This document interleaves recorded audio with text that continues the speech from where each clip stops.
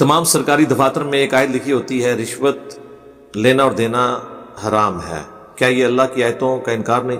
آیت نہیں ہے میرے بھائی، یہ حدیث ہے سنن ابن ماجہ کے اندر، یہ ایگزیکٹ ان الفاظ میں تو نہیں ہے، رشوت لینے والا اور دینے والا دونوں جہنمی ہیں۔ تو آیات کا انکار تو وہی کر رہا ہے نا جو یہ حرکت کر رہا ہے، انکار تو آپ بھی کر رہے ہیں، اکثریت مسلمانوں کی پاکستان کے شناختی کارڈ میں مسلمان ہے۔ کیا اللہ کی آیت کا یہ انکار نہیں جو قرآن میں ہے، سورہ روم کی آیت نمبر 31، وَأَقِيمُوا الصَّلَاةَ وَلَا تَكُونُوا مِنَ الْمُشْرِكِينَ، نماز کو قائم رکھنا اور مشرک نہ ہو جانا۔ اس آیت کا انکار کسی کو نہیں نظر آتا۔ دفتر میں کتنے ایماندار بھی ہوں گے، نماز نہیں وہ بھی پڑھ رہے ہوں، میں یہ نہیں کہہ رہا کہ بے ایمانی کریں، تو آیات کا انکار ساری کر رہے ہیں پریکٹیکلی اپنے عمل سے، عقیدے میں نہیں کر رہا۔ عقیدے میں کوئی نہیں کہے گا رشوت لینا ثواب کا کام ہے۔ جو اللہ کی حرام کردہ چیز کو کہہ دینا یہ جائز ہے یا ثواب کا کام ہے، وہ کافر ہے۔ ہاں، اس کو کرنے والا کافر نہیں، گناہگار ہے، چاہے چوری کرتا ہے، کوئی قتل کرتا ہے، زنا کرتا ہے، کوئی بھی برا عمل کرتا ہے، اسے سمجھتا غلط ہے تو وہ گناہگار ہے۔ ہاں، عملاً کافر ہے وہ، ہاں وہ ذہن میں رکھیں، وَلَا تَكُونُوا مِنَ الْمُشْرِكِينَ۔ اور صحیح مسلم میں حدیث، بندے کے شرک اور ایمان، کفر اور اسلام کے درمیان فرق نماز ہے، 246 نمبر حدیث صحیح مسلم میں۔ جامعہ ترمذی میں حدیث، ہمارا اور منافقین کا جو عہد ہے وہ نماز کی بنیاد پہ ہے، جس نے نماز چھوڑ دی اس نے کفر کیا۔ جامعہ ترمذی میں عبداللہ بن شقیق تابعی کا قول کہ صحابہ تارک الصلاح کی تکفیر کرتے تھے، اس کے علاوہ کسی کی تکفیر نہیں کرتے تھے۔ اور سنن ابی داؤد کی حدیث، قیامت والے دن سب سے پہلے نماز کے بارے میں سوال ہوگا۔ صحیح مسلم میں ابن مسعود رضی اللہ تعالیٰ عنہ کا وہ قول کہ تمہارے نبی کی سنتیں ہدایت کے روشن مینار ہیں، اگر تم انہیں چھوڑو گے تو گمراہ ہو جاؤ گے۔ اللہ کی قسم، اللہ کے نبی کے زمانے میں اگر کوئی شخص بیمار بھی ہوتا اور 2 بندوں کے سہارے وہ گھسٹتا ہوا مسجد میں آ سکتا تو نماز جماعت کے ساتھ مسجد میں ہی پڑھتا تھا، کہیں لوگ اسے منافق شمار نہ کر لیں کہ وہ نماز تو پڑھتا ہی نہیں، کار پتہ نہیں پڑھتا ہے کہ نہیں پڑھتا، منافق۔ اتنے مرد کہتے ہیں کار بھی ہو جاندی ہے، دودھ پتیاں باہر آ کے پیندے ہو ہیں، ہوٹلیں کھانے باہر آ کے کھاندے ہو تو نماز گھر بھی ہو جاتی ہے۔ ہاں، بخاری مسلم میں حدیث ہے، اگر مجھے عورتوں اور بچوں کا خیال نہ ہو کیونکہ ان کے اوپر جماعت فرض نہیں ہے تو میں ان لوگوں کے گھروں کو آگ لگا دوں جو مرد مسجد میں آ کے نماز نہیں پڑھتے۔ یہ کس کا فتویٰ ہے؟ رحمت للعالمین کا، صلی اللہ علیہ وآلہ وسلم۔ اچھا، نبی علیہ السلام سراپا رحمت کس کے لیے ہیں؟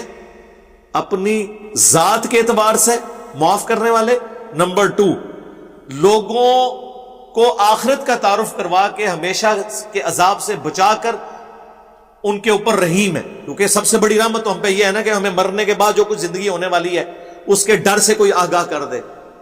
رحمت للعالمین کا یہ مطلب نہیں ہے کہ آپ اللہ کی نافرمانیاں کریں اور نبی کہیں گے ٹھیک ہے جی میں بڑا معاف فرمانے والا ہوں، نہیں، ادھر نبی علیہ السلام کا عمل ننگی تلوار والا ہوتا تھا۔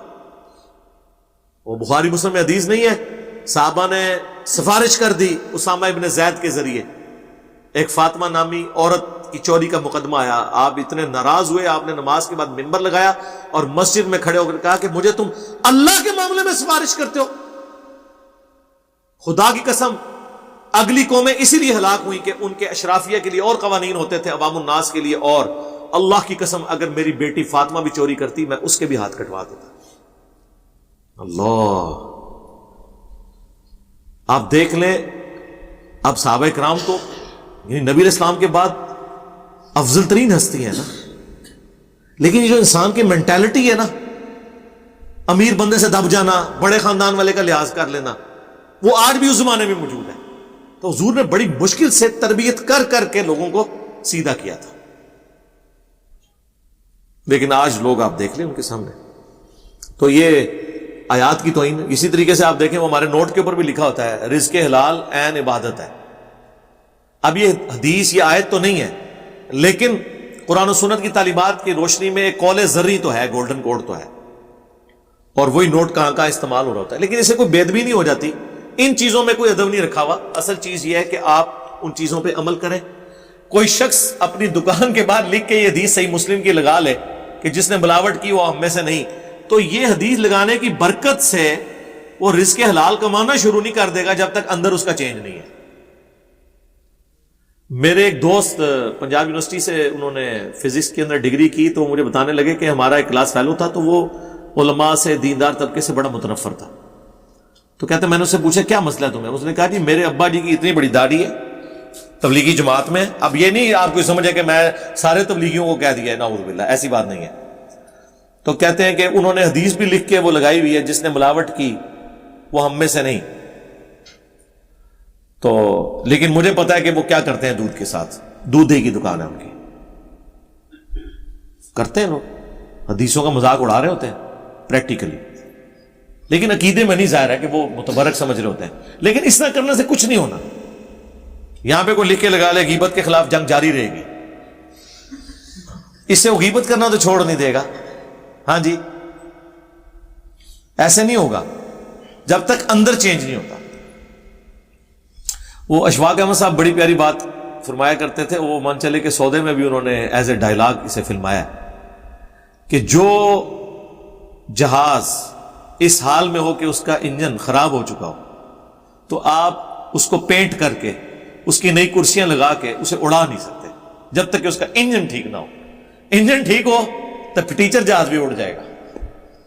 جڑے انجن خراب ہوئے ہیں وہ حدیثاں، آیتاں، حروف مقطعات، قرآن پاک اونچی جگہ رکھنے سے کوئی فرق نہیں پڑنا۔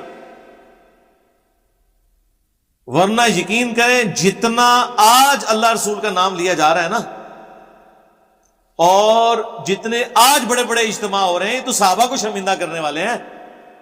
16 لاکھ صحابہ تو مدینے میں کبھی جمع نہیں ہوئے ہیں۔ رائے ویڈ میں 16 لاکھ بندہ جمع ہوتا ہے، ملتان میں 15 سے 20 لاکھ بندہ ہر سال جمع ہوتا ہے۔ دنیا ادھر دی ادھر ہو جاتی، پر وہ 313 کو نہیں نا ہے۔ ہاں یہ مسئلہ ہے۔